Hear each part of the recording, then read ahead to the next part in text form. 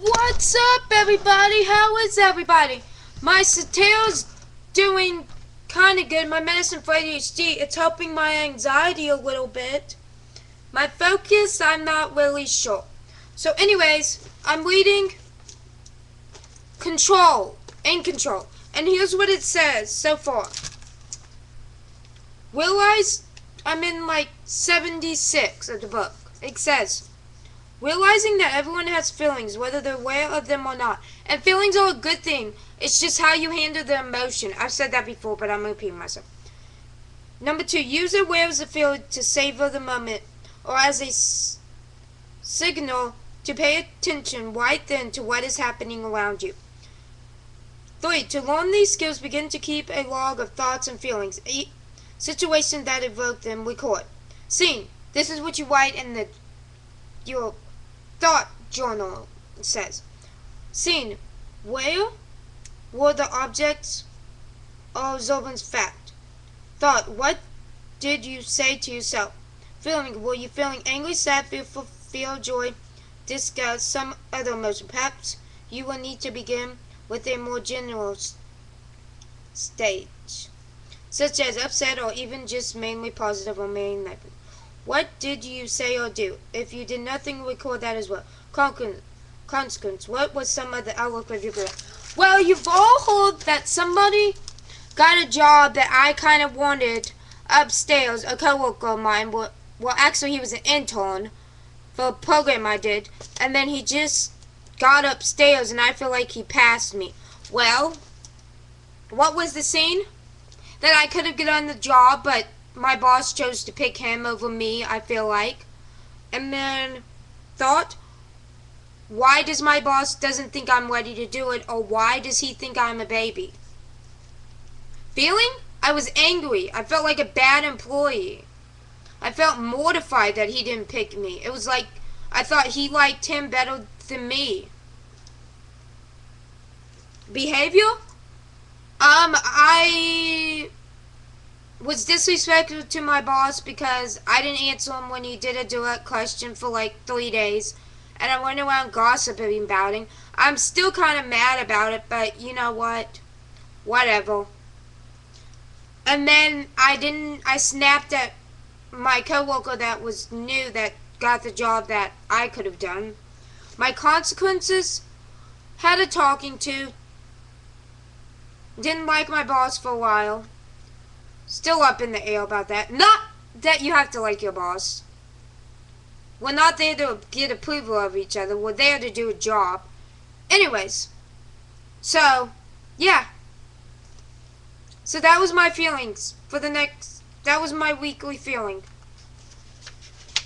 And then it says, weigh the evaluation.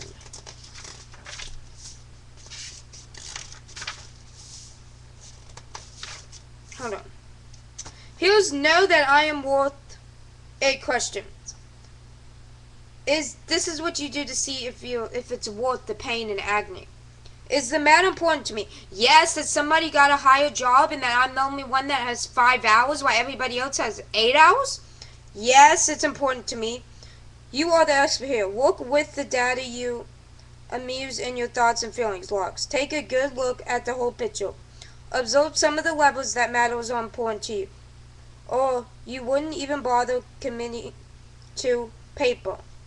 Committed it to paper. But when you see it went down, you might find yourself thinking, that's not such a big deal. Oh boy, I'm getting excited for nothing. On the other hand, maybe you realize that it is important to you. If you decide that no, this matter isn't important, stop. You need to move on to the flex skill you learned in week 3. I haven't been to week 3. I'll talk about week 3 later then. Is what I'm feeling or thinking appropriate to the facts of the situation? Yes. Well, no. Well, kind of. When you ask these questions, stick to what you can see or hear,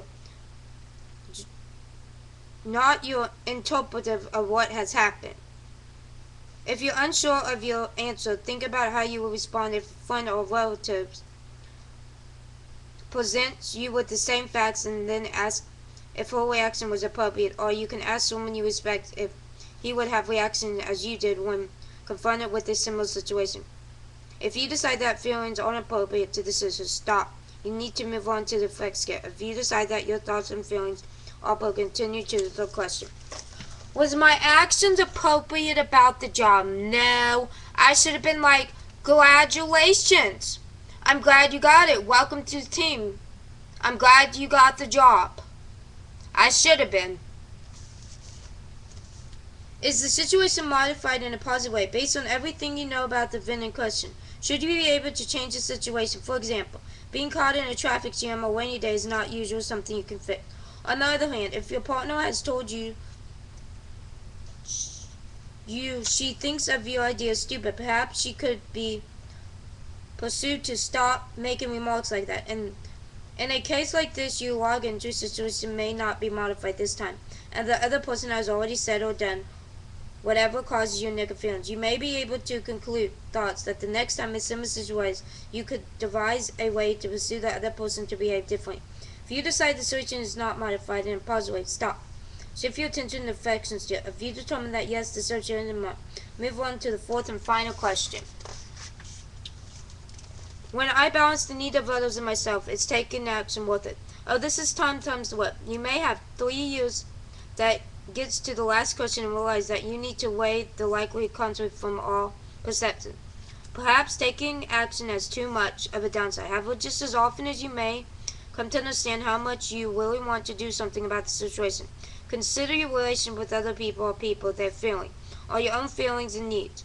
Weigh out the pros and cons when you look at an aspect as a situation. Is taking action really worth it?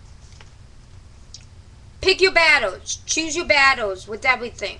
Did I really need to get that angry that I didn't get the job? No. Did I really need to get that angry because my boss was being criticism by saying I was immature? No. I should have just been like, thanks for telling me that. I'll try to improve it as soon as possible. But no, I didn't talk to him and I did act immature. So I proved this point. Anyways. Bye.